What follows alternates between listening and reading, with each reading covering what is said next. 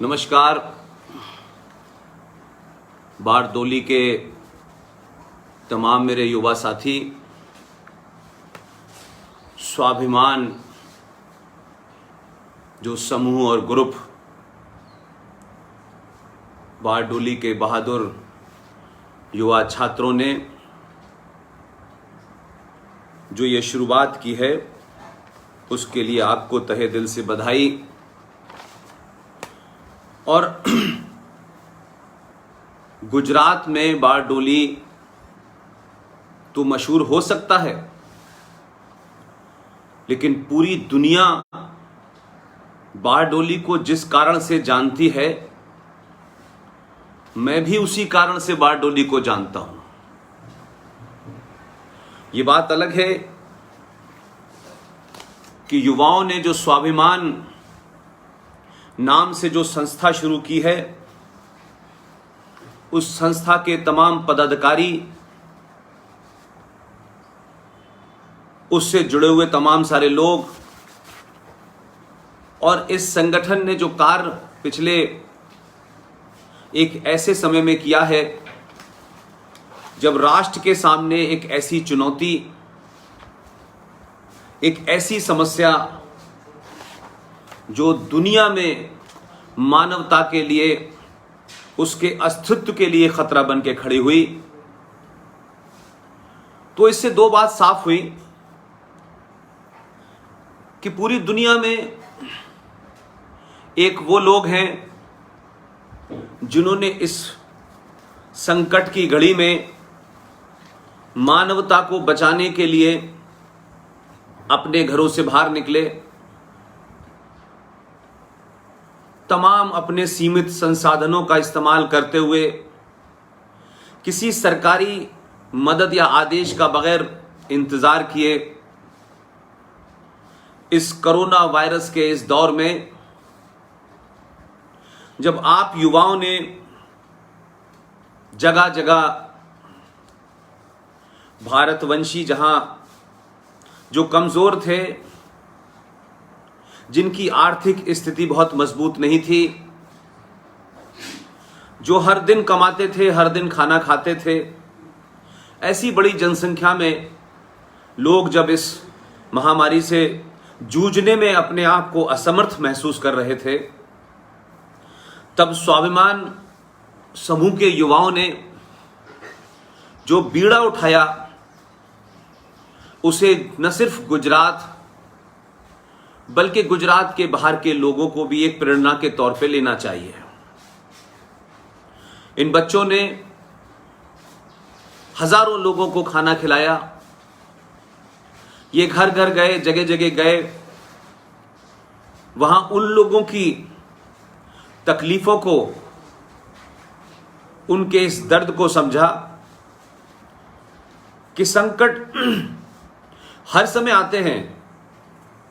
आज से 100 साल पहले भी ऐसा ही संकट स्पेन में आया था और तब भी एक बीमारी से पूरी दुनिया में 5 करोड़ से ज्यादा लोग असमय मौत के मुंह में चले गए थे।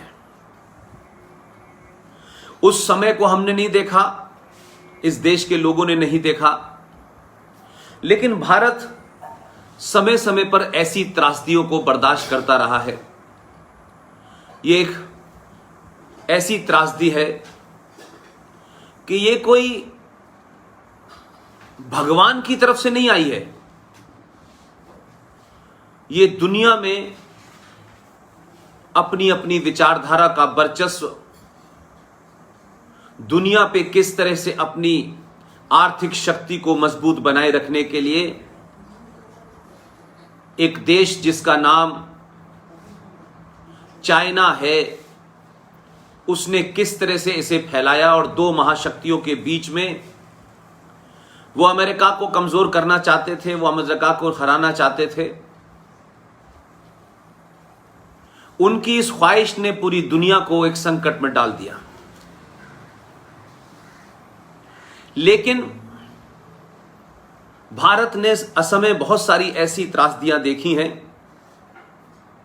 चाहे बंगाल का अकाल हो, जो उस वक्त की ईसाई सरकार, जिसे आप अंग्रेज सरकार कहते हैं, उसने किस तरीके से आर्टिफिशियली उसे क्रिएट किया था। और 1947 में जिस तरीके से भारत की भूमि का विभाजन मजहब के नाम पे किया गया, उस वक्त भी 21 लाख लोग मारे गए थे, लाखों लोग जख्मी थे, बेघर थे। तब भी गुजरात के साथ साथ देश के बहुत सारे राज्यों ने ऐसा काम किया कि जो जख्मी थे उनके जख्मों पे नमक छिड़कने की जगह मरहम लगाया, उनको आश्रय दिया।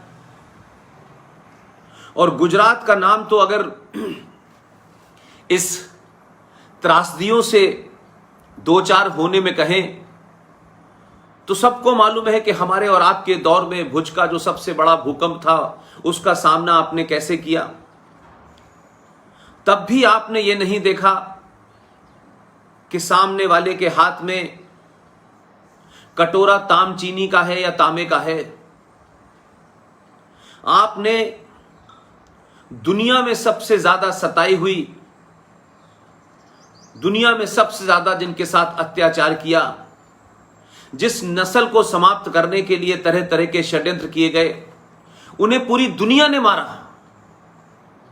पूरी दुनिया ने उनके साथ अत्याचार किया। लेकिन जब वो गुजरात की धरती पे पहुंचे तब भी आपने उन पारसियों को गले लगाया। और वो पारसी आज भारत में सम्मान के साथ रहते हैं। और जब उनका कोई दुनिया में देश नहीं था तब भी आपने उन्हें अपने अंदर, जैसे दूध में चीनी को मिला देते हैं, इस तरह से मिला लिया। लेकिन स्वाभिमान समूह के तमाम मेरे युवा साथियों, बारडोली जिसे लोग कुछ और जानते हैं, मैं एक महत्वपूर्ण बात आपसे साझा करना चाहता हूं। जब बारडोली के बच्चों ने, मेरे साथी जो इस मुहिम में मेरे साथ एक साए की तरह रहते हैं, मेरी सुरक्षा की भी चिंता करते हैं, मेरे ऊपर बहुत बोझ आता है तो कुछ काम अपने ऊपर ले लेते हैं, ऐसे ओम नरेश यादव जी के पास जब स्वाभिमान के बच्चों ने संपर्क साधा कि हम पुष्पेन जी को अपने पेज पे सुनना चाहते हैं, तब भी मुझे ये कहा गया कि ये बच्चे अच्छा काम कर रहे हैं। तो मेरे आज के संबोधन के लिए तैयार होने के पीछे दो बड़े कारण थे। एक तो जो भी कुछ ये मुहिम चल रही है पूरे देश में, उसमें सबसे ज्यादा हमारे सामने जो चुनौती है कि हम युवाओं को वो सच बता सकें, वो सच्चाई बता सकें, वो तर्क उनका मजबूत कर सकें, वो रेफरेंस उनका मजबूत कर सकें, ताकि जब भी वो समाज में गद्दारों के सामने, देश तोड़ने वाली ताकतों के सामने लॉजिकली, रीजन के साथ, रेफरेंस के साथ बात करें तो उनका तर्क और उनका रीजनिंग इतनी मजबूत होनी चाहिए कि उसे दुनिया में कोई चैलेंज न कर पाए। एक तो ये मेरा इस संबोधन को एक्सेप्ट करने में एक बड़ा कारण था, लेकिन इससे एक बड़ा ऐतिहासिक मामला भी जुड़ा हुआ है जिससे मैं भावनात्मक तौर पे बहुत ज्यादा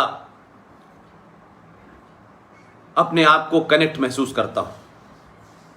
जब बारडोली का जिक्र आया तो मुझे वो पूरी घटना याद आ गई कि बारडोली में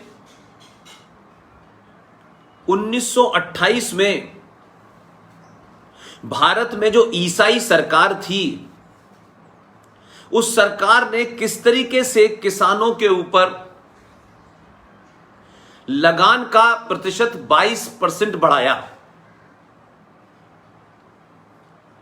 और उस 22% लगान के बढ़ाने में जो किसानों को तकलीफ थी, गुस्सा था, उसके चलते एक बड़ा आंदोलन वहां खड़ा हुआ। और इस आंदोलन को जो नेतृत्व दिया, लीडरशिप दी, कयादत की, उस वक्त वल्लभ भाई पटेल ने 1928 के ईसाई सरकार के किसानों की उपज पे लगने वाले लगान को 22% बढ़ा दिया था। उसका नेतृत्व वल्लभ भाई पटेल ने किया और इस सरकार को अपनी आत्मशक्ति, अपनी धैर्य के साथ इस लड़ाई को इतना पैना बनाया कि लाखों करोड़ों लोग इसमें शामिल हुए। वल्लभ भाई पटेल ने उनका सफल आंदोलन किया और ईसाई सरकार इस जन आंदोलन, किसानों के इस आंदोलन के सामने न सिर्फ झुकी, बल्कि उसने उस लगान के ऊपर जो वृद्धि की थी 22% की, उसे वापस ले लिया। तो इसमें महत्वपूर्ण बात यह है कि दुनिया इसी को जानती है कि ये एक आंदोलन था, किसानों का आंदोलन था, लेकिन मेरे लिए जो महत्वपूर्ण बात है वो ये है किस आंदोलन के समाप्त होने के बाद बारडोली की बहादुर साहसी महिलाओं ने इसमें जो भूमिका निभाई, उसके बाद, इस आंदोलन के बाद जब वो बड़े हर्षोल्लास के साथ खुशी मनाई जा रही थी, तभी बारडोली की महिलाओं ने वल्लभ भाई पटेल को पहली बार सरदार का खिताब दिया और उसके बाद से वल्लभ भाई पटेल सरदार पटेल के नाम से जाने जाने लगे। लेकिन मैं इस घटना को आज इसलिए जोड़ता हूं कि स्वाभिमान ग्रुप के जो बच्चों ने, बारडोली के इन बच्चों ने जो मुझे मौका दिया है, मैं उस ऐतिहासिक घटना को आज के रेफरेंस में कुछ उसमें ऐड करना चाहता हूं। और मैं पहले कह चुका हूं कि मैं किसी सरकार के खिलाफ या सरकार के पक्ष में नहीं बोलता। अगर कोई बात है, अगर किसी ने काबिले तारीफ काम किया है, तो वो कोई सरकार हो, इससे फर्क नहीं पड़ता है, उसकी तारीफ भी होनी चाहिए। और अगर कोई ऐसा काम किया है कि जो हमें लगता है, जिसे हम महसूस करते हैं कि ऐसा नहीं होना चाहिए, तो मैं सड़कों पे विरोध करने से ज्यादा बेहतर समझता हूं कि सरकार तक अपनी बात पहुंचाने के लिए विनम्रता के साथ भी पहुंचाई जा सकती है। तो 1928 में बारडोली के जिस जगह से यह आंदोलन शुरू हुआ, वहां आज का क्या रेफरेंस है? यह 1928 की घटना है और आज 2020 है। 2020 में उसी गुजरात की धरती से, उसी सरदार वल्लभ भाई पटेल की प्रेरणा से, उसी सरदार वल्लभ भाई पटेल की इच्छा शक्ति से भारत की दिल्ली सरकार, भारत राष्ट्र की सरकार जो दिल्ली में बैठी है, इस वक्त वहां पे भी गुजरात से आए हुए दो लोगों की ताकत से ने एक बार फिर यह साबित किया कि अगर आपके आदर्श, अगर आपके इंस्पायरिंग लीडर वो होंगे तो जरूर आप भी कोई बड़ा काम कर सकते हैं। अगर आपके आदर्श कमजोर होंगे, चापलूस होंगे, सत्ता के दलाल होंगे, तो आपके अंदर वो भावना नहीं पैदा हो सकती है। तो जो दिल्ली में आज सरकार है, उनकी प्रेरणा के स्रोत सरदार पटेल हैं और इसीलिए दुनिया की सबसे बड़ी मूर्ति उन्होंने गुजरात में सरदार पटेल की लगाई है। लेकिन मैं जो बात कहना चाहता हूं कि 1928 में जिन किसानों के खिलाफ उस ईसाई सरकार ने ये जो 22% का लगान की वृद्धि की थी, आप सोचिए कि आज 2020 के अंदर दिल्ली में आजादी के बाद मैंने पहली बार एक ऐसी घोषणा सुनी जिसको मुझे लगता है कि उसका वर्णन करना चाहिए, और खासतौर से इस वक्त जब मैं बारडोली के बच्चों से, वहां के युवाओं से, बुजुर्गों से सीधे तौर पे मुखातिब हूं। 2020 में भारत की सरकार ने एक महत्वपूर्ण घोषणा की, और वो इस कोविड के दौर में हुई है, इसलिए हो सकता है लोगों को उसकी तरफ ध्यान न गया हो। मैं ये मानता हूं कि भारत सरकार ने आवश्यक वस्तु अधिनियम 1955 यानी 1955 के उस अधिनियम में, उस कानून में एक अध्यादेश के जरिए एक बड़ा अमेंडमेंट किया, एक बदलाव किया। हमारे यहां ऐसी बातों पे चर्चा करने से लोग शर्माते हैं, और ऐसी चर्चा करने से लोग इसलिए भी डरते हैं कि लोगों ये ना आरोप लगा दें कि साहब ये तो सरकार के लोग हैं। मेरा किरदार, मेरी भाषा, मेरे भाषण के कंटेंट से पिछले 3 साल में यह लग गया होगा कि मेरे पूरे बातचीत के उसमें सरकार कभी मोहरा नहीं रही। मेरी बातचीत में राष्ट्र महत्वपूर्ण रहता है, इसलिए सरकार क्या करती है नहीं करती है मैं उसके नुक्ताचीनी नहीं करता, लेकिन कोई ऐतिहासिक काम, चाहे वो 370 का मामला हो, 35A का मामला हो, मैं हमेशा उन मुद्दों पे ज्यादा महत्व देता हूं जो हजारों साल तक चलने वाले हैं। ये रोजमर्रा के जो एडमिनिस्ट्रेटिव फैसले होते हैं इस पे मैं नुक्ताचीनी नहीं करता। लिहाजा बहुत लोग मुझ पर यह आरोप लगाते हैं कि इस मामले पे नहीं बोला, उस मामले पे नहीं बोला। मैं कोई सरकारी आदमी नहीं हूं, ना मैं राजनीतिक व्यक्ति हूं। मैं 3 साल से लगातार कह रहा हूं कि मेरे मूल में, मेरे पूरे अगर आप उसको ढूंढेंगे तो राष्ट्र है। लेकिन यहां इस आवश्यक वस्तु अधिनियम 1955 में एक अध्यादेश के ला करके इस वक्त की सरकार ने एक महत्वपूर्ण उसमें बदलाव किया है, और इस बदलाव की चर्चा मैं इसलिए करना चाहता हूं कि जब मैं 1928 के किसान आंदोलन की बात करता हूं, उस ईसाई सरकार की बात करता हूं जिसने भारतीय किसानों के ऊपर एक बड़े जबरदस्त तरीके से, उस आज की डेट में हम उसे टैक्स कह सकते हैं, उस वक्त लगान कह सकते हैं, वो बढ़ाया। लेकिन अभी चंद रोज पहले आवश्यक वस्तु अधिनियम 1955 में एक बड़ा बदलाव किया, एक अमेंडमेंट किया और एक अध्यादेश जारी किया। और यह अध्यादेश क्या है? यह अध्यादेश है कि अब अनाज, प्याज, दालें, यानी वो तमाम खेती की चीजें, खासतौर से गेहूं जो किसान पैदा करता है, उसे इस ऐसे कानून जिसके तहत पिछले 70 सालों से हमारा किसान आत्मनिर्भर नहीं बन पा रहा था। हमारी हर सरकार आती है, हर पॉलिटिकल पार्टी किसानों की बात करती है कि यह देश किसानों का देश है, गरीब का देश है, लेकिन पिछले 70 सालों में जो भी नीतियां बनी उसमें किसानों को कभी भी उस मूल में नहीं रखा गया, उस अर्थव्यवस्था में नहीं रखा गया। कोई भी आदमी 10 रुपए की चीज बनाए और उसे 50 रुपए की चीज बेचे, यह सरकार नहीं पूछती थी, लेकिन किसान अपनी उपज का दाम कैसे तय करें यह सरकार तय करती थी। और फिर लोग कहते थे कि किसान गरीब है। इस सरकार ने 1955 के आवश्यक वस्तु अधिनियम के अंदर बदलाव किया, और उस आदेश के तहत अब उसको यह कहा गया है कि भारत का किसान अनाज और दालें जैसी चीजों के दाम खुद तय करेगा बाजार में और सीधे बेचेगा। अब उन वस्तुओं को इस आवश्यक वस्तु अधिनियम 1955 से बाहर कर दिया गया है।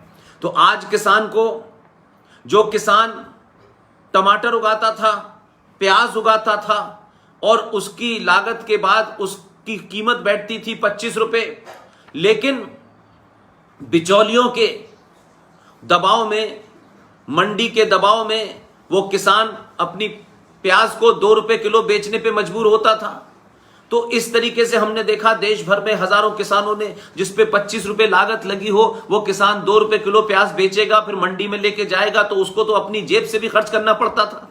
लेकिन इस सरकार ने किसानों को आजाद कर दिया है, और वो अब अपनी उपज का मूल तय करेंगे, इसलिए इसे आवश्यक वस्तु अधिनियम से बाहर कर दिया गया है। यहां मैं ये बात सिर्फ इसी रेफरेंस में कहना चाहता था कि 1928 के किसान आंदोलन का नेतृत्व जिस शख्स ने किया, आज दिल्ली में सरकार भी उन्हीं के नाम से, उन्हीं की भावनाओं से, उन्हीं की प्रेरणा से बहुत सारे काम कर रही है। लिहाजा बहुत सारे काम किए होंगे, लेकिन इस काम से मैं इसलिए खुश हूं कि किसान पिछले कई सौ सालों से हर बार, चाहे ईसाई सरकार आई हो, चाहे आजाद भारत में दूसरी सरकारें आई हो, उनको हमेशा उनका शोषण किया गया और उसको कभी भी हमारे सिस्टम में जो नीतियां बनी उसकी गुणगान तो बहुत किया गया, उसका नारा स्लोगन तो लगाया गया, लेकिन कभी उसको सीधे तौर पे फायदा नहीं पहुंचाया। ये बात सिर्फ मैं इसलिए कहना चाहता था कि ये बारडोली का मामला है, आप लोगों ने बारडोली के लोगों से दो चार होने का मुझे मौका दिया, इसलिए मुझे लगा कि इस वक्त ये जरूरी है कि इस बात को मैं मेंशन करूं। अब मैं बात अपनी पे आना चाहता हूं। मेरे युवा साथियों, स्वाभिमान समूह के दोस्तों, आपके माध्यम से जो बात पहुंचनी चाहिए, जो काम आज आपको लेना चाहिए, उसकी आप लोग एक नए सिरे से शुरुआत करें। ये कोरोना आया है, ये चला जाएगा, आज नहीं कल जाएगा, लेकिन अब कुछ काम होते हैं तत्कालिक और कुछ काम होते हैं ऐतिहासिक, जिनकी लड़ाई आप जब लड़ते हैं और सफलता प्राप्त करते हैं तो आने वाले हजारों साल तक आपकी उस लड़ाई को न सिर्फ याद रखा जाता है, बल्कि उस लड़ाई से राष्ट्र निर्माण में एक बड़ी भूमिका होती है। मैं चाहता हूं कि कुछ ऐसे मुद्दे हैं जो कुछ लोग ही उठाते हैं और कुछ लोग ही टेलीविजन पर डिबेट करते हैं और वो समाप्त हो जाते हैं, लेकिन आप लोग सब जानते हैं कि हमारे एक साथी जो अब इस दुनिया में नहीं है, उन्होंने आर्टिकल 35A का मुद्दा उठाया था और मैंने उस मुद्दे को पूरे देश भर में अपनी भाषा से, अपने भाषणों से, जगह जगह डिबेट करके, जगह जगह लोगों के साथ बातचीत करके उसे एक जन आंदोलन बनाने की कोशिश की थी।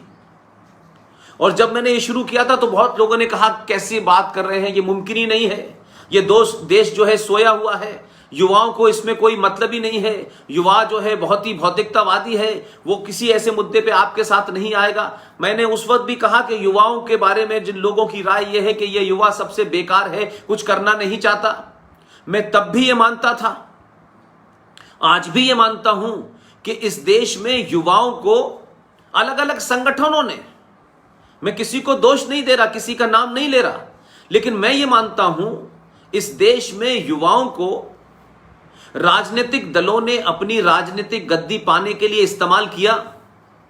सत्ता से पहले कुछ नारे लगाए, सत्ता में आने के वाले नारे बदल गए। लेकिन मैं ये कहता हूं कि आज के युवा को, वो किसको वोट दें, किसको वोट नहीं दें, किस पार्टी में जाएं, मुझे उसमें कोई इंटरेस्ट नहीं है, लेकिन मैं ये मानता हूं कि आज के युवा को सच बताइए, उसे भावनात्मक तौर पे इमोशनल करके मूर्ख मत बनाइए। अपने एजेंडे को साधने के लिए उस युवा के कंधों पे बुढ़ापे की लाठी को मजबूत मत कीजिए। सत्ता के गलियारे तक पहुंचने के लिए उस युवा की पीठ का इस्तेमाल मत कीजिए। और युवाओं को भी यह समझ आना चाहिए कि हमें राष्ट्र बनाना है या राज्य की सरकारें बनानी है। सरकारें बनती हैं, बिगड़ती हैं, उसमें आपकी एक भूमिका इतनी हो सकती है, लेकिन आप राष्ट्र के निर्माण में लगिए। और जब आप राष्ट्र के निर्माण में लगेंगे तो यह बात ध्यान रखिएगा कि आपको सच बोलना पड़ेगा। मैं इस संगठन का हूं, मैं उस संगठन का हूं, और हम इस संगठन से बहुत ज्यादा समय से जुड़े हुए हैं, और ये राष्ट्रवादी संगठन है और ये गैर राष्ट्रवादी संगठन है। संगठन होता है, वो आपकी मर्जी है, लेकिन सच बातों को सच कहने की हिम्मत रखिए। और ध्यान रखिए, सच को समझने में समय लगता है। सच को जब दुनिया जान जाती है तो आपको नहीं पता है, जब सच पता चल जाता है तो झूठे लोगों को लोग कब्रों से निकाल करके आग लगा देते हैं। इसलिए मैंने कहा, मुजफ्फरनगर के पास ऐसे ही एक मुगल बादशाह की कब्र थी। जब उन लोगों को पता चला कि उनके नेताओं के साथ क्या किया, आपको यकीन नहीं मानिए, लोगों ने उस कब्र को खोदा, चाहे वो सिंबॉलिक ही था, और उसमें जो भी कुछ उन्हें मिला उसमें आग लगा दी। तो झूठ बोलकर जो लोग आपको सिर्फ एक घुट्टी पिलाए रखना चाहते हैं और सच बोलने से लगता है कि नहीं नहीं ये सच अभी नहीं बोलना चाहिए क्योंकि अभी ये सच की जरूरत नहीं है, मैं मानता हूं सच सच होता है, उसकी जरूरत आज हो कल हो, सच हमेशा बोलना चाहिए। सच अगर हमारे आड़े भी आ रहा है, हमें भी तकलीफ पहुंचा रहा है, तब भी बोलना चाहिए। तो मेरा सच, मेरी ये तमाम जो अभियान है वो सिर्फ ऐतिहासिक पर्सपेक्टिव में है। मैं डेली वेजेस पे किसी सरकार को, किसी गुट संगठन को नहीं क्रिटिसाइज करता और शायद हमारी शब्दावली में किसी की आलोचना करना है ही नहीं। हम आलोचना नहीं करते, हम कहते हैं हर आदमी अपना काम कर रहा है। लेकिन आप जिस दौर में पैदा हुए हैं उस दौर में जब किसी जमाने पूरे एक मोहल्ले में टेलीफोन नहीं हुआ करता था, आज आपके अपने घर में 5 टेलीफोन हैं और आपके हाथ में वो एक ताकतवर हथियार है कि आप पुष्पिन साहब को सुने, जीडी बख्शी को सुने, आरएसएन सिंह को सुने, ललित अंबरदार को सुने, सुशील पंडित को सुने, अंकुर शर्मा को सुने, कैप्टन सिकंदर रिजवी को सुने, प्रोफेसर कपिल कुमार को सुने, सुशांत सरीन को सुने, विक्रम सिंह साहब को सुने, सबको सुने। लेकिन यह जरूरी नहीं है कि इनकी प्रतिबद्धता किसके साथ है किसके साथ नहीं है, लेकिन इन सब के मूल में राष्ट्र है। राष्ट्र मजबूत होगा तो दिल्ली में सरकार जो बैठेगी वो राष्ट्र के तोड़ने वालों के खिलाफ, इस राष्ट्र को कमजोर करने वालों के खिलाफ सख्ती से कार्रवाई करेगी, क्योंकि उसको पता है कि उसे गद्दी पे उन लोगों ने बिठाया है जो राष्ट्र के तोड़ने वालों के खिलाफ हैं और राष्ट्र के निर्माण करने वालों के साथ हैं। लिहाजा 35 पे हटा, 370 हटी। इसी तरीके का एक जघन्य अपराध हुआ है भारत के संविधान में, उसका सहारा लेकर के झूठ बोला गया। न वो संविधान में है न संविधान में उसका जिक्र है, लेकिन उस वक्त के सत्ताधारियों ने एक मूर्ख बनाया आपको, क्योंकि आप भी लापरवाह थे, हम सब लापरवाह थे। हमने सोच लिया था कि कोई सरकार आ गई है, अगर वो अत्याचार हम पे कर रही है तो अब हमारे पास कुछ नहीं है। ऐसी सरकारों को आपने कभी जड़ से समाप्त करने की कोशिश नहीं की। आपने भी अपनी ये जिम्मेदारी समझ ली कि हमने वोट दे दिया है, अब सारा काम सरकार का है। सरकार का काम कुछ नहीं होता। सरकार के पीछे जो जनमानस की शक्ति होती है, जो राष्ट्रवादियों की शक्ति होती है, वही उसे किसी काम को करने के लिए प्रेरित करती है और वही शक्ति उस पर दबाव बनाती है। लिहाजा आज 2 ऐसे झूठ मैं आपके सामने रखना चाहता हूं जिस पे आप लोग जगह जगह, चौराहे चौराहे डिबेट करिए। और ये वामपंथ के नाम पे, सेकुलरिज्म के नाम पे, लिबरल के नाम पर ये जो एकेडमिक माफिया है, ये जो एकेडमिक और इंटेलेक्चुअल टेररिस्ट हैं, ये जो झूठ बोल बोल कर हमारी पीढ़ी को जिन्होंने गुमराह किया, लेकिन आज आपके गुमराह होने का कोई कारण नहीं है। मेरे युवा साथियों,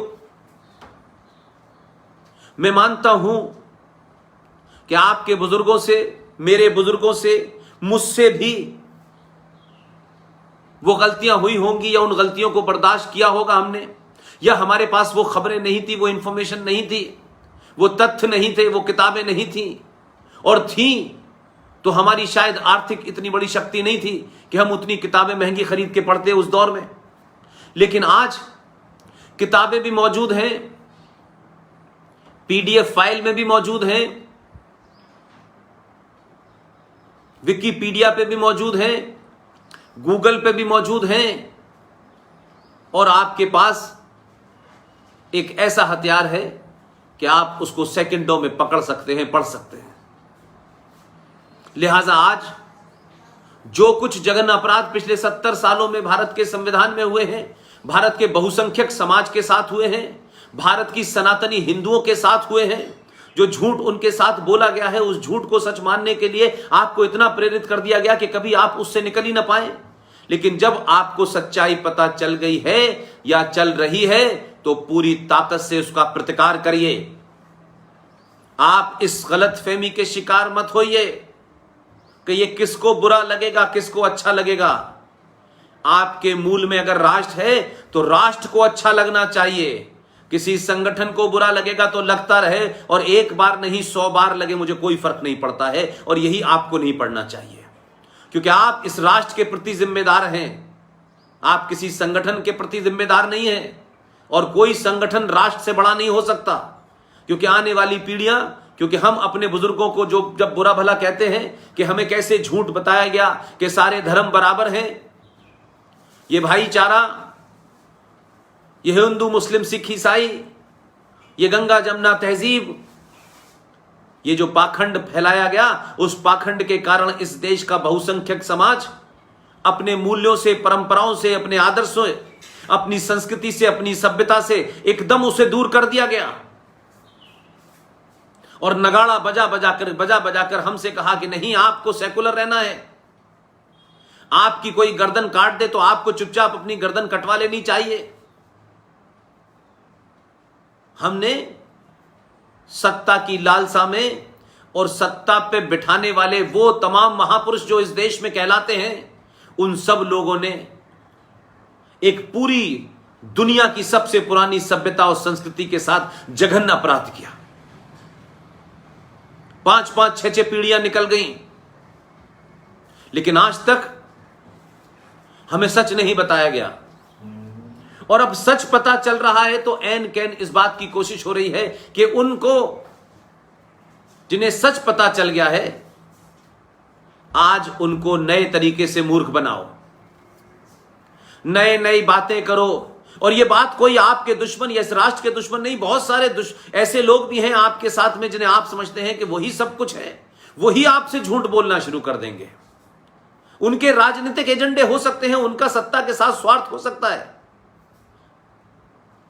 लेकिन यह सत्ता भी चाहती है कि बहुसंख्यक समाज जो है सच बोले, चिल्ला चिल्ला के बोले, ताकि वो भी दुनिया को बता सकें, ताकि वो भी जब कानून बनाएं, जब फैसले लें, तो बताएं कि इस देश के 100 करोड़ सनातनी हिंदुओं के साथ जो जघन्य अपराध इतिहास में किया गया है, संविधान में किया गया है, कानूनों में किया गया है, संसद में किया गया है, सड़क पे किया गया है, आज अगर लोगों को पता चल रहा है तो उसमें बदलाव करने के लिए सत्ता भी चाहती है कि उनके ऊपर जन आंदोलन से दबाव बने और वो भी समाज में ये कह सकें कि हम इस दबाव के सामने झुकेंगे, क्योंकि ये दबाव राष्ट्र निर्माण के लिए है, सच बात कहने के लिए है। ये किसी पार्टी, किसी व्यक्ति विशेष, किसी विचारधारा के खिलाफ नहीं है। ये सत्ताएं भी चाहती हैं, लेकिन सत्ता खुल के ये थोड़ी नहीं कहेगी आपसे कि आप इसमें आंदोलन कीजिए। क्या भारत की सत्ता ने हमें रोका था कि आर्टिकल 35A पे आप चिल्ला चिल्ला के मत बताइए? क्या जब हम तमाम 15-20 लोग बोलते हैं तो भारत राष्ट्र की सत्ता कभी हमसे कहती है कि आप ये गलत काम कर रहे हैं? हां, भारत राष्ट्र की सत्ता उन पे राजद्रोह का मुकदमा जरूर लगाती है जो भारत तेरे टुकड़े होंगे इंशाअल्लाह इंशाअल्लाह अल्लाह का नाम लेकर के कहते हैं, उन पे लगाती है। तो इससे साफ हो जाता है कि जो राष्ट्रवादी ताकतें इस देश में पूरी ताकत के साथ बोल रही हैं, तो सत्ता पे बैठने वाले सत्ताधीशों को भी पता है कि ये तमाम सारे लोग राष्ट्र के प्रति समर्पित हैं, किसी व्यक्ति विशेष के, किसी संगठन के विशेष के, किसी निजी कारणों से किसी के खिलाफ और किसी के समर्थन में नहीं है। लिहाजा आप लोगों को एक मुद्दा उठाना चाहिए जिसकी शुरुआत कर दी है। कोर्ट कचहरी में मामला चल रहा है, लेकिन कोर्ट कचहरी में मामले की महत्वता सिर्फ इतनी होती है कि कोर्ट में जब डेट आती है तो सरकार के द्वारा उस पर प्रतिक्रिया दी जाती है और देश का मीडिया उसको जब लिखता है तो हम तमाम सब लोगों में यह चेतना पैदा होती है कि क्या कोई ऐसा मुद्दा भी जो है वो सुप्रीम कोर्ट में उसकी सुनवाई चल रही है।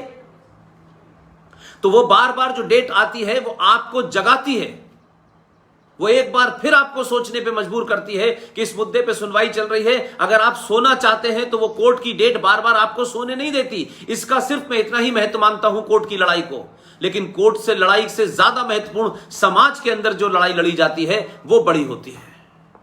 और हमको भी इस बात के लिए प्रेरित करती है कि आज कोर्ट में अगर इस पे सुनवाई हो रही है तो ये मामला क्या है, इस मामले के माध्यम से हम लोगों को तक अपनी बात कहने में कामयाब होते हैं, आप तक उस बात को समझाने में कामयाब होते हैं क्या ये विषय है, इसको भी आपको समझाने में कामयाब होते हैं। तो मैं समझता हूं कि कोर्ट की लड़ाई तो लीगल लड़ाई है, टेक्निकल लड़ाई है, वो लड़ी जाएगी, लेकिन आपको ऐसा ही जन आंदोलन खड़ा करना है।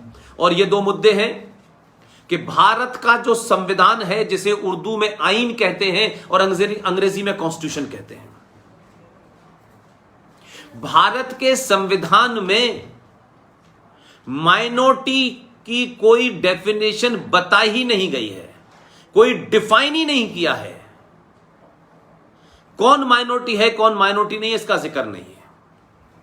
लेकिन कमाल की बात देखिए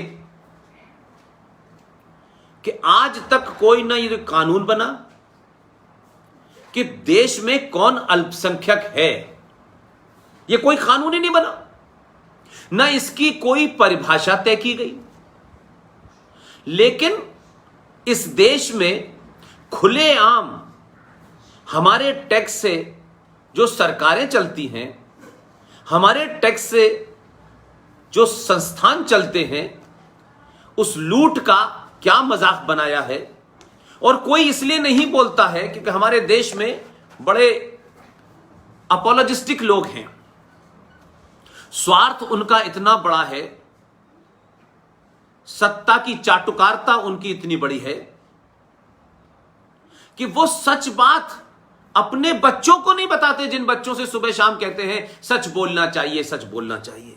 इसलिए जो पाखंड है ना हमारे देश में कि बच्चों से कहेंगे सच बोलना चाहिए और अब्बा कभी सच नहीं बोलेंगे, पिताजी सच नहीं बोलेंगे कि सच बोलने से कहीं हमारा बच्चा जो है सवाल ना पूछना शुरू कर दे, लिहाजा उसे सच भी जो है सीमित तौर पे बताते हैं। कभी चर्चा नहीं होती ऐसी बातों की, और राजनीतिक दलों का उसमें स्वार्थ है तो वो उसको कभी बाहर नहीं लाते, सार्वजनिक नहीं करते। लेकिन मेरी और आपकी जिम्मेदारी है कि ऐसे विषयों को सबके सामने पूरी ताकत से आप उठाएं, रखें, जिससे कि सत्ता तक ये बात पहुंचे कि जिस बात को हम छुपाना चाहते थे, जो छुपाई गई है, लेकिन अब जनमानस को पता चल गया है। और जनमानस की ताकत आप देखते हैं कि क्या होती है। ये जनमानस का दबाव था कि 370 हटी, 35 हटी, कई कानून बदले गए। तो जनमानस को सिर्फ वोट देने के बाद शांत नहीं रहना चाहिए कि हमने वोट दे दिया है, अब हमारा काम समाप्त हो गया है। उसे अपने सेमिनार से, डिबेट से, चर्चाओं से, जगह जगह भाषण से, स्पीच से, छोटे छोटे डिस्कशन से उन मामलात को समाज के अंदर जिंदा करना चाहिए।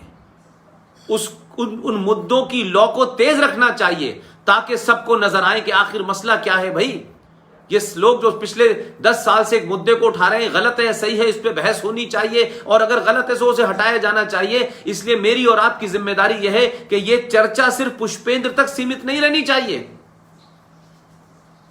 आज के बाद बारडोली के तमाम वो छात्र जो इस स्वाभिमान ग्रुप से जुड़े हुए हैं, लाखों की तादाद में आप पहुंचे, पर्चे बांटें, लिख के बताएं, 10-10 लोगों को मिलकर बताएं कि भारत के संविधान में माइनॉरिटी नाम की किसी चीज की कोई ना परिभाषा है, ना इसका कहीं जिक्र है।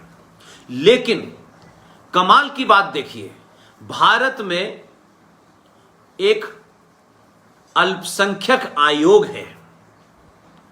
इस अल्पसंख्यक आयोग का करोड़ों का बजट है, करोड़ों का बजट है।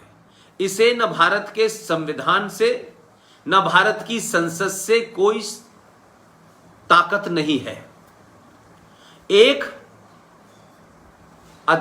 कानून, एक आदेश के जरिए इस देश में माइनॉरिटी कमीशन भी चल रहा है, जो 1993 के एक नोटिफिकेशन के माध्यम से स्थापित कर दिया गया, और 2006 में माइनॉरिटी मिनिस्ट्री भी बन गई है साहब। ये दोनों कानूनन तौर पे इल्लीगल हैं, गैर संवैधानिक हैं, और ये बहुराष्ट्रवादी ऐसा समाज जहां कई सारी जातियां रहती हों, कई सारे मजहब और एक ही धर्म के लोग रहते हों, ये उस मूल भावना के खिलाफ है, ये भारत के संविधान की जो मूल भावना है उसके खिलाफ है।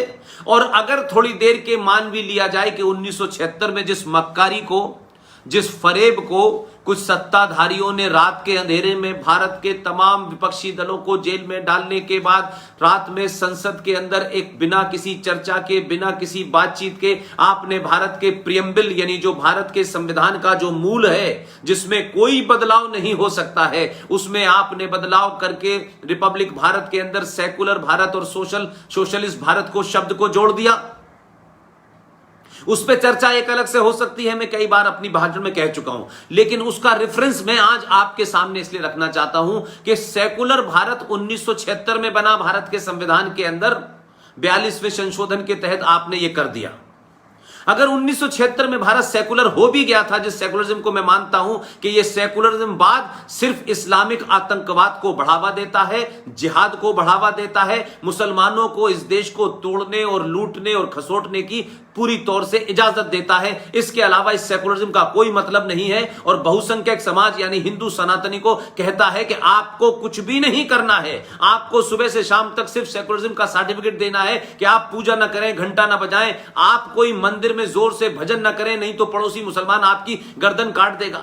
इस सेकुलरिज्म का मतलब है कि दंगाई जिहादी मुसलमान को वो सब करने का अधिकार है जो भारत का संविधान जिसकी परमिशन नहीं देता, भारत की आईपीसी जिसके परमिशन नहीं देती, भारत का कोई कानून उसे परमिशन नहीं देता, लेकिन वो धड़ल्ले से करता है, वो उसके बावजूद भी सेकुलर रहता है। और आप सेकुलर भारत के अंदर शांति से अपनी पूजा पद्धति करते हैं, शांति से अपनी पूजा स्थलों को बचाते हैं, लेकिन उसके बारे में आप पे रिस्ट्रिक्शन लगता है। वो सड़क पे नमाज पढ़ेंगे, पूरी दुनिया को रोक देंगे, तो वो उनका हक है क्योंकि वो मुसलमान हैं। वो आपका संतों का कत्ल करेंगे, वो नृशंस हत्याएं करेंगे, वो दंगों में अंकित शर्मा को 40 चाकुओं से मार देंगे, वो सुनियोजित ऑर्गेनाइज तरीके से दिल्ली के अंदर एक मोहल्ले के अंदर एक हिंदू का स्कूल है, एक मुसलमान का स्कूल है, तो मुसलमान स्कूल को 3 दिन पहले कह के बंद कर देंगे। HDFC बैंक का वहां मैनेजर मुसलमान है तो वो बैंक भी उस दिन बंद रहेगा। इतने षड्यंत्र के साथ वो दंगा करेंगे और हिंदुओं को पता नहीं चलेगा। तो ये सेकुलरिज्म है और हम उसका प्रतिकार करेंगे, उस पर चिल्लाएंगे, और हम अगर मर भी जाएंगे तो मरने वालों पर रोएंगे, तो हमें रोना नहीं चाहिए क्योंकि हम हिंदू हैं, हम बहुसंख्यक हैं। तो थोड़ी देर के लिए मान भी लेते हैं कि तथाकथित फ्रॉड सेकुलरिज्म भारत के संविधान में आया था। तो जब भारत सेकुलर 1976 में हो गया था, तो फिर 1993 में सेकुलर संविधान और सेकुलर भारत के अंदर माइनॉरिटी मिनिस्ट्री क्यों बनी जब सब बराबर हैं?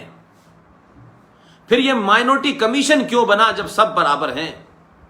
जब भारत का संविधान किसी को इस बात पे कोई फर्क नहीं करता कि आपका मजहब क्या है, आपका पूजा पद्धति क्या है, इससे कोई फर्क नहीं पड़ता। तो RTI के द्वारा पता चला कि सरकार के पास 1993 और 1993 से लेकर आज तक कोई ऐसा डॉक्यूमेंट नहीं है जिसमें यह परिभाषित किया गया हो कि यह माइनॉरिटी है। वो गिनती से पता नहीं चल पा रहा है, वो मजहब से पता नहीं चल पा रहा है। और उसी के तहत उन्होंने यह भी कहा कि यह जो आदेश जारी हुआ था यह किस बुनियाद पे हुआ था यह भी पता नहीं है। हमारे एक साथी हैं अश्वनी उपाध्याय साहब, बहुत जुझारू हैं, उन्होंने सुप्रीम कोर्ट में यह केस डाला है और सुप्रीम कोर्ट में इसकी सुनवाई चल रही है। मजे की बात क्या है? मजे की बात यह है कि इस 1993 में जो माइनॉरिटी कमीशन बना, उस माइनॉरिटी कमीशन में 50 मजहब के मानने वाले ऐसे हैं 5 लोग, उसमें से एक मजहब की गिनती 30 करोड़ के आसपास है, तब भी वो माइनॉरिटी है। उसमें 2.5% सिख भी माइनॉरिटी में है और 50,000 पारसी भी माइनॉरिटी में है। लेकिन राजनीतिक परिभाषा क्या है?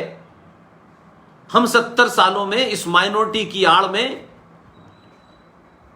1947 में जो लोग 3-3.5 करोड़ थे, वो अब 33 करोड़ और 30 करोड़ के आसपास आ गए हैं। वो भारत के संविधान को नहीं मानेंगे कि संविधान से ऊपर उनकी किताब होती है। और जो 50% पारसी है, 50-55 हजार है, सॉरी। वो कभी माइनॉरिटी कमीशन का चेयरमैन नहीं बनता, जब तो माइनॉरिटी कमीशन का चेयरमैन मुसलमान ही बनता है, क्योंकि बेचारे वही सबसे कमजोर हैं इस माइनॉरिटी के अंदर भी। हजारों करोड़ों का वहां पे वजीफा मिलता है, हजारों करोड़ों स्कॉलरशिप मिल रही हैं, माइनॉरिटी के नाम पे सरकार का खजाना खुला हुआ है, और उसके साथ साथ हजारों लाखों मदरसे भी चल रहे हैं। मदरसों में क्या पढ़ाया जाता है ये पूरी दुनिया जानती है। पूरे पाकिस्तान में मदरसे से निकला हुआ ही जो है जैश ए मोहम्मद का चीफ बनता है, लश्कर ए तैयबा का चीफ बनता है। हमारे मदरसों में पढ़ने के बाद मूसा बनते हैं, दुजाना बनते हैं। तो हम मदरसों को भी मदद करेंगे, हम माइनॉरिटी कमीशन से भी हमारा और आपके पैसे से जो बजट पे हम देते हैं वो भी चलेगा। तो इस आदेश के चलते जो सबसे बड़ा मजाक है उस पर जरूर चर्चा आप लोग कीजिएगा। और मजाक यह है कि 1993 का ये जो नोटिफिकेशन है, इसके तहत जिन 5 लोगों को, जिन 5 अलग अलग पंथों को और मजहब को माइनॉरिटी घोषित कर दिया इस आदेश के तहत, उसका नतीजा यह हुआ कि भारत में 8 राज्यों में हिंदू माइनॉरिटी में है, 8 राज्यों में। कमाल यह है कि लक्षद्वीप नाम की एक जगह है, आप सब लोगों ने सुनी होगी। अब उस लक्षद्वीप के अंदर आप सोचिए, वहां कुल मिलाकर के जो टोटल पॉपुलेशन है उसका 98% लक्षद्वीप में मुसलमान रहते हैं, यानी 100 में से 58 मुसलमान रहते हैं, और 2% यानी 100 में से 2 हिंदू रहते हैं। लेकिन यह सरकार का आदेश पिछले 93 से लेके आज तक चल रहा है। इस आदेश के तहत वहां जो 2% हिंदू हैं वो मेजॉरिटी हैं, वो बहुसंख्यक हैं, और 98% मुसलमान अल्पसंख्यक हैं। अब आप इसे हंस सकते हैं क्या? ये वामपंथियों के, ये लिबरल के, ये जो शाहीन बाग पे बैठने वाले लोग संविधान का नारा लगा रहे हैं, अंबेडकर की किताब और अंबेडकर को बड़े बड़े पोस्टर लेके लगा रहे हैं, क्या उन मक्कारों को, आपको उनको बात मुंह से, तर्कों से आपको कॉर्नर नहीं करना चाहिए था? उन्हें एक्सपोज नहीं करना चाहिए था कि जिस बाबा साहब अंबेडकर की तुम बात करके पोस्टर लगा करके लोगों को बेवकूफ बना रहे हो, दलितों को बेवकूफ बना रहे हो, वाल्मीकियों को बेवकूफ बना रहे हो। दादा साहब, बाबा साहब अंबेडकर के इस संविधान में तो 144 बार उसको बदलाव कर दिया गया, तब आपने नहीं रोका। यह संविधान कहां आपको इजाजत देता था सेकुलरिज्म शब्द की? आपने तो प्रीएम्बल में बदल दिया। तो मेरा सवाल यह है, क्योंकि आप सब लोग छात्र हैं, पढ़े लिखे हैं, तो अपने बुजुर्गों से भी तर्क कीजिए। और मैंने बार बार कहा कि वो बुजुर्ग, वो बड़े, जिन्हें अपने बड़े होने का भ्रम रखना है, तो आज की युवा पीढ़ी के साथ जब कोई बातचीत करें, जब कोई आर्गुमेंट करें, जब कोई डिबेट करें, तो बार बार अपने बड़े होने का एहसास न कराएं। आप बड़े हैं, आपका सम्मान है, आप बड़े हैं, आपका अपमान नहीं होना चाहिए। लेकिन जब डिबेट होगी तो अगर आपकी बात को कोई युवा लड़का काटे तो आप उसके खिलाफ इसलिए मत खड़े हो जाइए कि हम बड़े हैं इसलिए हमारी बात सच होनी चाहिए। बड़े होने से अगर बात सच होती तो हमारे बड़े आज 70 सालों में हमें इस हालत में न खड़ा कर देते कि ये देश आज फिर दोबारा से 1946 और 1947 के मुहाने पे खड़ा हो गया है।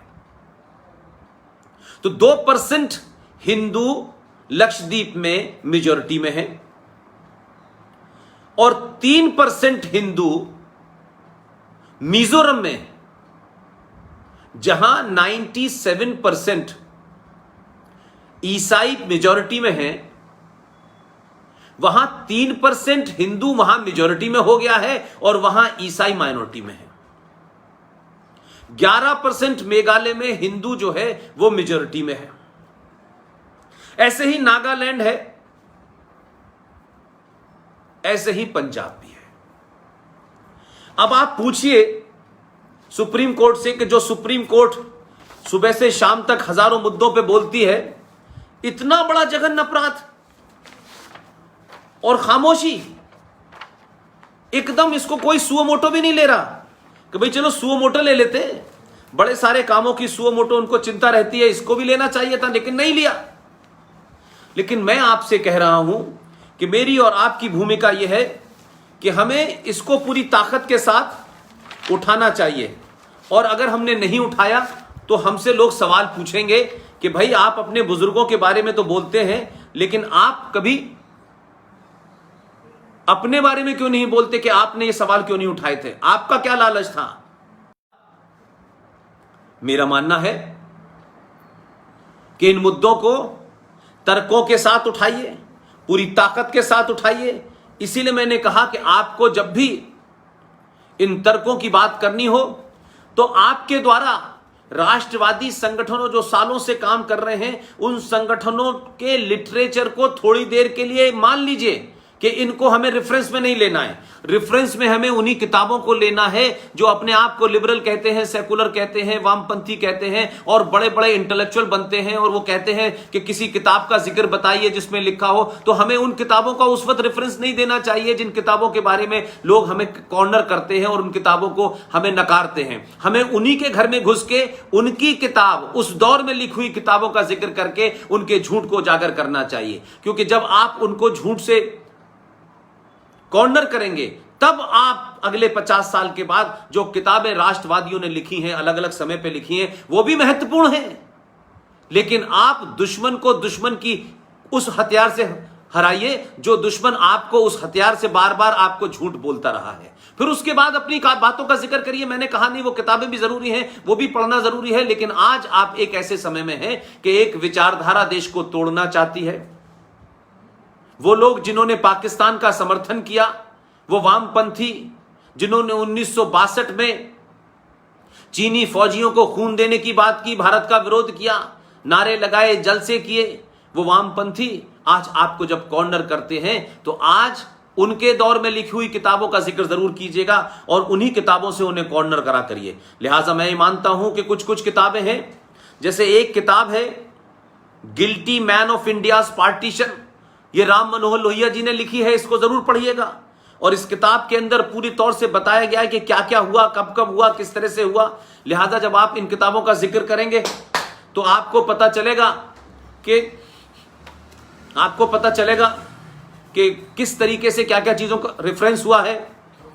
जैसे एक किताब है मुस्लिम पॉलिटिक्स इन सेकुलर इंडिया, ये हामिद दाहलवी साहब की किताब है।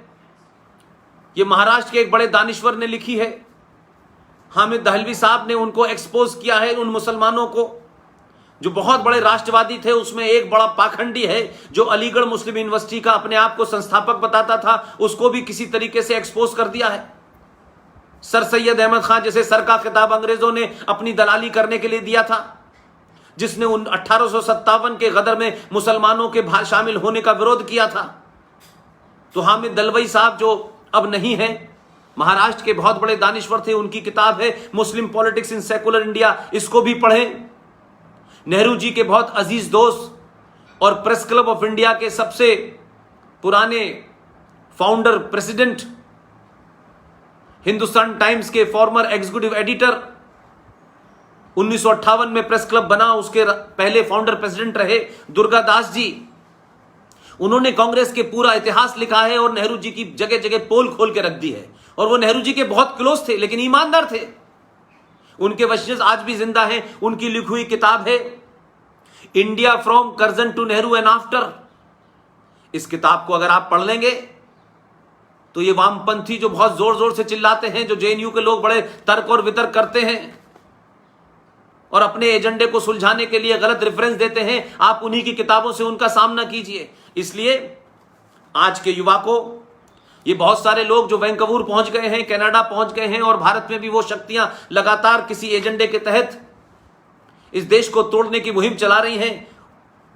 और जो आपके सनातन से निकले हुए थे, आपका एक भाई था सनातनी जिसने आपसे निकल करके आपसे दूर नहीं गया, वो सनातन की रक्षा करने के लिए उसने 5 चीजों का प्रयोग किया और उसके बाद सनातन को बचाने के लिए वो लड़ा।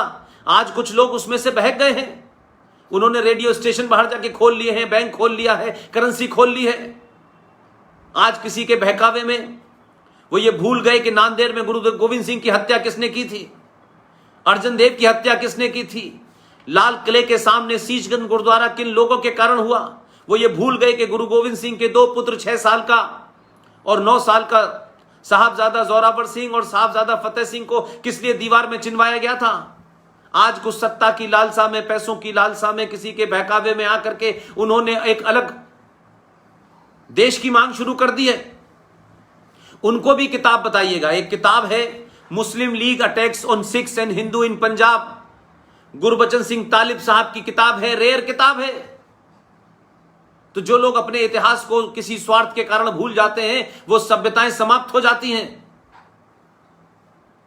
अगर अपने इतिहास को जिंदा रखना है तो उसमें हर अच्छी और बुरी घटना को जब तक याद नहीं रखेंगे तो आप कभी जिंदा कौम नहीं होंगे। आपके मान सम्मान को ठेस जिन्होंने पहुंचाई है, इतिहास पढ़ाया इसीलिए जाता है। इतिहास पढ़ाने का महत्व यही है कि जो कुछ हमसे उस दौर में गलतियां हुई, किन कारणों से हुई, कौन दो गद्दार थे, कौन लोग लालची थे, किन लोगों ने आपके बीच में रह कर आपको नुकसान पहुंचाया, किन लोगों ने चापलूसी की, किस लोगों ने षड्यंत्र किए, कौन लोग उनके जासूस थे, उन लोगों को बेनकाब करें और दोबारा जीवन में ऐसी गलती ना हो, किसी राष्ट्र की जीवन में ऐसी गलती ना हो कि ऐसे लोगों को दोबारा से आप फिर उनके साथ वही गलती करें। यह इतिहास पढ़ाने का काम होता है, लेकिन इतिहास आपको कुछ और पढ़ा दिया गया है। इसलिए इतिहास में वीर सावरकर का जिक्र नहीं आता, सुभाष चंद्र बोस का जिक्र नहीं आता, छत्रपति महाराज शिवाजी का जिक्र नहीं आता, और सरदार पटेल की मूर्ति लगाने में लोगों के पेट में दर्द होता है। और एक आधुनिक प्रधानमंत्री जो जहाज चला रहे थे, वो चलाते चलाते सरकार चलाने लगे, जिन्होंने 1984 में हमारे सनातनी भाई सिखों को बाकायदा एक सुनियोजित ऑर्गेनाइज करके उनका नरसंहार किया, उनकी हत्याएं की, और सरकार की देखरेख में दिल्ली के अंदर और पूरे देश में 10,500 सिखों की हत्याएं करने वाले प्रधानमंत्री ने भारत के राष्ट्रीय चैनल पर आकर यह कहा कि जब एक बड़ा पेड़ गिरता है तो धरती हिल जाती है। आज सवाल उनसे पूछना चाहिए। आज वो बहक गए हैं तो उनको समझाने का काम आपका है। कुछ लोगों ने उनको तकलीफ पहुंचाई है, कुछ लोगों ने उनकी हत्याएं की हैं, लेकिन ये हत्याएं किसी पार्टी के गुंडों द्वारा की गई हत्याओं को भारत के सनातनियों के सर पे लगाना नाइंसाफी है। लेकिन यह बहुसंख्यक समाज का काम होना चाहिए कि जो ठेस उन्हें पहुंची है, जो तकलीफ उन्हें हुई है, उनको हमें अपने साथ प्यार से, मोहब्बत से, सहनशीलता के साथ उनको अपने साथ रखना है। वो हमारे हैं, वो भटके ना। अंत में वो जो उनका गुरु गोविंद सिंह का जो जिक्र मैं करता हूं, वो इसीलिए करता हूं, इसलिए आप युवाओं से कहता हूं कि 14 नवंबर को जो बाल दिवस मनाया जाता है, बार बार मैं कहता हूं बाल दिवस मनाइए, बाल दिवस मनना चाहिए। और 14 नवंबर में देश के पहले प्रधानमंत्री पैदा हुए थे, उनके मान सम्मान में हमें कोई उनकी गुस्ताखी नहीं करनी चाहिए।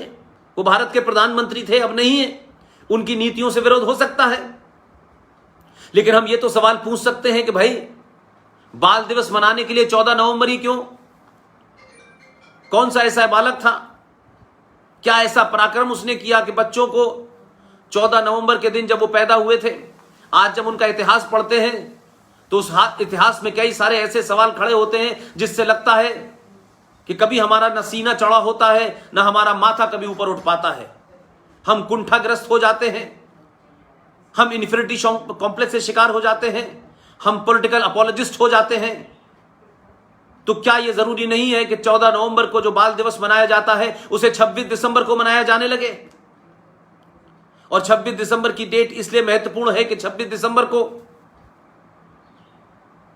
पंजाब के शहर जो सरहिंद का है, उस सरहिंद के राजा वजीर खान ने, उस मुगल बादशाह ने जब यह हुक्म दिया कि गुरु गोविंद सिंह के दोनों पुत्रों को इस्लाम कबूल कराओ, तो आदेश दिया गया कि आप अगर इस्लाम कबूल कर लेंगे तो आपको जान की बख्शिश मिलेगी। तो 6 साल का जोरावर सिंह और 9 साल का साहबजादा फतेह सिंह, 9 साल के 6 साल के बच्चे ने आंखों में आंखें डाल के कहा कि वाहे गुरु के अलावा मैं किसी को नहीं मानता। उस 6 साल का बच्चा, न सत्ता का लालच, न कोई मोह, प्राण सामने लेने वाला खड़ा हो, और उसकी बहादुरी देखिए, उसकी प्रेरणा देखिए। वो कोई पार्टी पॉलिटिक्स का आदमी नहीं थे, बच्चे नहीं थे, लालच की कोई उनके अंदर कहीं दूर दूर तक कोई बू नहीं थी। पूरी ताकत से आंखों में आंखें डाल के उस क्रूर हत्यारे जालिम राजा के आदेश के खिलाफ उन्होंने इस्लाम कबूल करने से मना कर दिया। दोनों जिंदा थे, दोनों को जिंदा जमीन दीवार में चिनवा दिया गया। उन्होंने उसका प्रतिशोध नहीं किया, वो रोए नहीं, वो हमारी तरीके से हाय तौबा नहीं मचाई, क्योंकि वो सच्चे राष्ट्रवादी और सनातन को मानने वाले थे। उनके लिए राष्ट्र और सनातन जिसे बचाने के लिए, मुसलमान मुगल आक्रांताओं से बचाने के लिए, हमारे ही अपने परिवार में से वो जो बेटे बने थे, उन्होंने उस परंपरा का निर्वाह किया। दीवार में चिनवाने के बाद दोनों की मृत्यु हो गई, और मृत्यु की खबर जब उनकी दादी गुर्जरी देवी को पता चली तो उनका देहांत हो गया, और दोनों 26 दिसंबर को उनकी मृत्यु हुई। तो मैं कहता हूं कि 26 दिसंबर को बाल दिवस अगर मनाया जाए तो भारत में होने वाले बच्चे जो पैदा होते हैं, जो स्कूलों में पढ़ते हैं, आप उन्हें ट्विंकल ट्विंकल लिटिल स्टार समझाते हैं, आप उन्हें ओ जीसस ओ क्राइस्ट के स्कूल में भेजते हैं, तो उस स्कूल के अंदर तो एक फादर होता है जो कभी फादर बना ही नहीं था। आप जिस दिन उन बच्चों को गुरु गोविंद सिंह के बच्चों की कहानी सुनाने लगेंगे तो फिर बच्चे जेएनयू में भारत तोड़ने की हिम्मत नहीं कर पाएंगे। वो बच्चों की गिनती इतनी होगी कि अगर किसी ने सर उठाकर कहा कि इंशाल्लाह इंशाल्लाह भारत तेरे टुकड़े होंगे, तो मुझे पूरी उम्मीद है कि अगले आने वाले 50 साल में गुरु गोविंद सिंह के पुत्रों की इस इंस्पायरेशन से जो जनरेशन पैदा होगी, वो उन लोगों के टुकड़े कर देगी जो भारत राष्ट्र के टुकड़े करने की बात करते हैं। लिहाजा बारडोली के तमाम नौजवान साथियों, एक बात और कहना चाहता हूं, और इसको कहकर के मैं अपनी बात को समाप्त भी करूंगा, लेकिन यह महत्वपूर्ण बात है, इसको समझने की जरूरत है। आज आपने देखा होगा कि हमारे यहां हर छोटी छोटी बात पर यह कहा जाता है, इस्लाम और मुसलमान के बारे में आप पूरी दुनिया जान रही है इस्लाम क्या है और मुसलमान क्या है। मुगल चले गए, मुगल के बाद अंग्रेज आ गए। एक घटना का जिक्र इसलिए करना चाहता हूं कि आप जब सच बोलेंगे ना, तो कुछ लोगों को तत्कालिक तौर पे परेशानी हो सकती है, लेकिन आप नहीं भी रहेंगे, आपका अस्तित्व भी कोई फिजिकली मिटा देगा, लेकिन तब भी आप नहीं सुन रहे होंगे। आपके आने वाले ये शख्स अपने जीते जी सच बोला। ये इससे बड़ी आपको जीवन में क्या अचीवमेंट होगा कि आप ना भी रहें, लेकिन आपके बाद भी लोग कहें कि ये सच बोला, और ये सच ऐसा था कि अगर इस सच को सरकारें मानती, देश मानता, तो आज हम दुनिया के वो विश्व गुरु होते जिसके लिए दुनिया हमें जानती है। लेकिन हम किन स्वार्थ और किन डरों के चलते प्रतिकार नहीं करते और अपनी परिभाषा दूसरों के सामने घुटने टेकने वाली बना देते हैं। लिहाजा मैं एक घटना का जिक्र करना चाहता हूं कि जो मुसलमान इस देश में पूरे पाखंड के साथ, मक्कारी के साथ, क्योंकि वो ये जानते हैं कि इनके नेता, इनके संगठन इन्हें मूर्ख बनाते हैं, बनाने दो, तो हमारा ही काम कर रहे हैं। सत्ताएं सत्ता के लालच में, गद्दी के लालच में इन्हीं को मूर्ख बनाती है, इन्हें बनाने दो।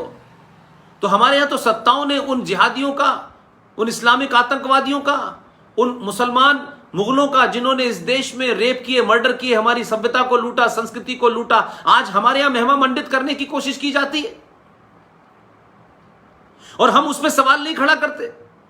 और खासतौर से एक ऐसा समाज, एक सनातनी समाज जो जिसके इतिहास में शास्त्र, शस्त्र और बातचीत, जिसको कहते हैं शास्त्रार्थ, तो शास्त्र और शास्त्रार्थ ये तो हमारी परंपरा है, हम उस पर डिबेट करते हैं। आज वो समाज सच बोलने से डरता है, शास्त्रार्थ नहीं करता, खुले में चुनौती नहीं देता। क्यों? क्योंकि सत्ता का लालच और सरवाइव करने का जो बीमारी हमें लगी हुई है, इसलिए हम भारत राष्ट्र के टुकड़े होने दिए, 21 लाख लोगों को मरने दिया। उसके बाद फिर हमने 1946 की घटना से लेकर कोई सबक नहीं सीखा। हमने 16 अगस्त 1946 को बंगाल में एक जिहादी मुसलमान सैयद सोहरावर्दी द्वारा एक तरफा, वहां का वो मुख्यमंत्री था, उसने कैसे हुक्म दिया और डायरेक्ट एक्शन के चलते 15 लाख हिंदुओं का नरसंहार हुआ। हमने इतिहास में भुला दिया। अगर ये हमें याद रहता तो हम ये गलती ना करते दोबारा। 1946 में जो गलती हुई हम उसको दोहराते नहीं, और हमारी खामोशी और हमारे लालच ने उन लोगों को दोबारा से मौका दे दिया कि वो 1946 की घटना को भुला देना चाहते हैं, उसका जिक्र नहीं करना चाहते। और क्योंकि आप भूल गए, लिहाजा उन्होंने दोबारा से 1946 के हालात पैदा कर दिए आपके सामने। अब आप चाहते हैं सरकार करे, पुलिस करे, फौज करे। यह ध्यान रखिएगा।